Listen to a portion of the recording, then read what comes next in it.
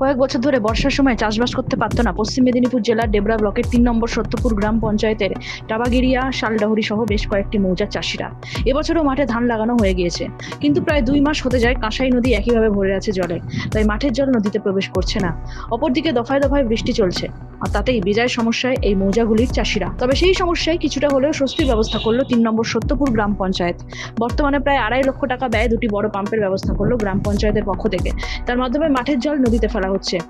এতে কিছুটা স্বস্তি হলেও পাম্পের সংখ্যা আরো বাড়ানোর আবেদন করেছেন চাষিরা, তবেই তারা প্রকৃত উপকার পাবে।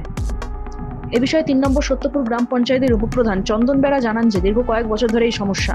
এই বছরে লাগাতার বৃষ্টি, নদীতে জল, তাই ধান জলে ডুবে আছে। তাদের সাময়িক প্রচেষ্টায় দুটি পাম্প লাগানো হয়েছে, যাতে মাঠের জল নদীতে ফেলা হচ্ছে। এতে চাষিদের জলে ডুবে থাকা ধান গাছগুলো বাঁচবে। আগামীতে আরো কয়েকটি পাম্প বাড়ানো যায় কিনা দেখছেন তারা।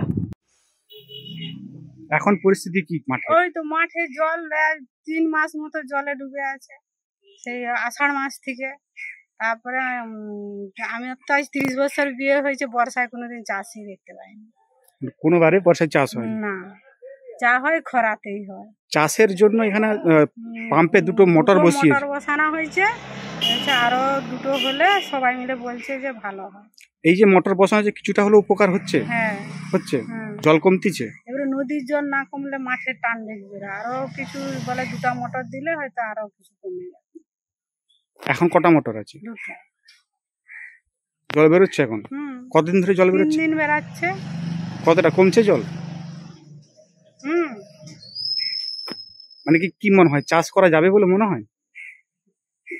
এখনো দুটো মোটর লাগবে? হ্যাঁ, আমাদের বর্ষার আগে আমরা তলা ফেলে দেই, কিন্তু তলা ফেলে দিয়ে আমাদের কোনো ভরসা নেই। হ্যাঁ, এত বৃষ্টি, প্রবল বৃষ্টি হলেও আমাদের অসুবিধা কিছু হয়নি।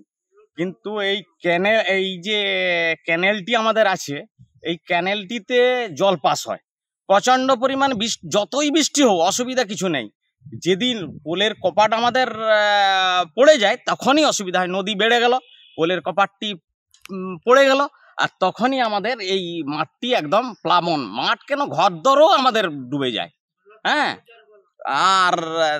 আর দ্বিতীয় নম্বর হলো জল। আমরা তো একটু নাম এলাকায় আছি, আমাদেরটা আগে একবারে শেষ হয়ে যায়। হ্যাঁ, জলটা সব গড়িয়ে আসে, আর তার জন্য বর্ষার চাষ আপনারা করতে পারেননি? হ্যাঁ, বর্ষার চাষ আমাদের প্রায়ই হয়নি। হ্যাঁ, খুব 2বার 3বার রুয়েও আমাদের খুব মানে এই তো সরকার মোটর বসিয়ে দিয়েছে। হ্যাঁ, সরকারকে বলার পর, অঞ্চলে জানানোর পর, অঞ্চল প্রধান আমাদের কথা শুনে সেইবারে আমাদের দিয়েছিল দুটো মোটর, তাতে খুব সাকসেসফুল হয়নি।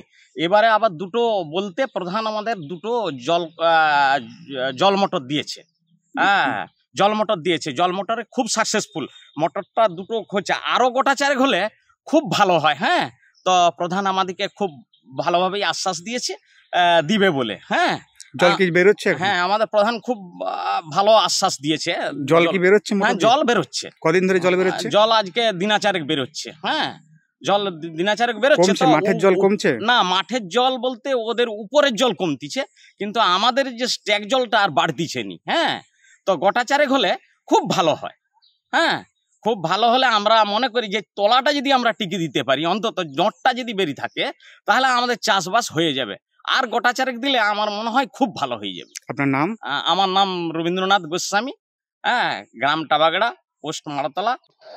টাবাগড়া প্রাইমারি স্কুলের সামনে একটি আমাদের পাম্প হাউস রয়েছে, যেটি 11 সালে আমাদের রাধাকান্তবাবু এমএলএ হওয়ার পর উনি এটি করে দিয়েছিলেন।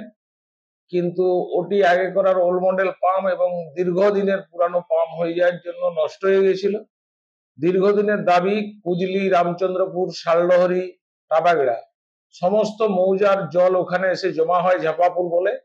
ওই ঝাঁপাপুলে জমা হওয়ার পরে তার ফলে প্রচুর মানুষের ক্ষতি হয়, ধান সমস্ত নষ্ট হয়ে যায়। দীর্ঘ বিস্তীর্ণ এলাকা, তাই ওনারা সবাই এসে দাবি করছিলেন যে তুমি বোর্ডে এসেছো, তুমি উপপ্রধান হয়েছ, তোমাকে এই কাজটি করে দিতে হবে। তো আমি ওনাদেরকে কথা দিয়েছিলাম যে ঠিক আছে, আমি নতুন নিউ মডেল পাম্প, যাতে এই পাম্পে আগের পাম্পের থেকে আরো 6 গুণ জল উঠে, সেই ব্যবস্থা আমি করে দেবো। দীর্ঘ আজকে প্রায় দুটো ড্রাম ধরুন 10 বছর প্রায় পড়েছিল, তো 10 বছর পরে ওরা খুব খুশি। দুটো পাম্প আমি চালু করেছি, ওখানে দাবি আরো আছে যে আরো দুটো দিলে ভালো হয়। আমি কথা দিয়েছি আগামীতে আরো দুটি পাম্প দিয়ে ওই পাম্পটিকে সচল করব এবং 24 ঘন্টার মধ্যে ধান দেখা গেছে এবং জল নেমে গেছে অনেক। তাই টাবাগাড়াবাসী এবং আমাদের রামচন্দ্রপুর কুজলি সবাই খুশি। পশ্চিম মেদিনীপুর থেকে নিজস্ব প্রতিনিধির রিপোর্ট, এনএম নিউজ। আরও খবরের আপডেট পেতে সাবস্ক্রাইব করুন আমাদের ইউটিউব চ্যানেলটি আর বেল আইকনে ক্লিক করুন নোটিফিকেশনস পেতে।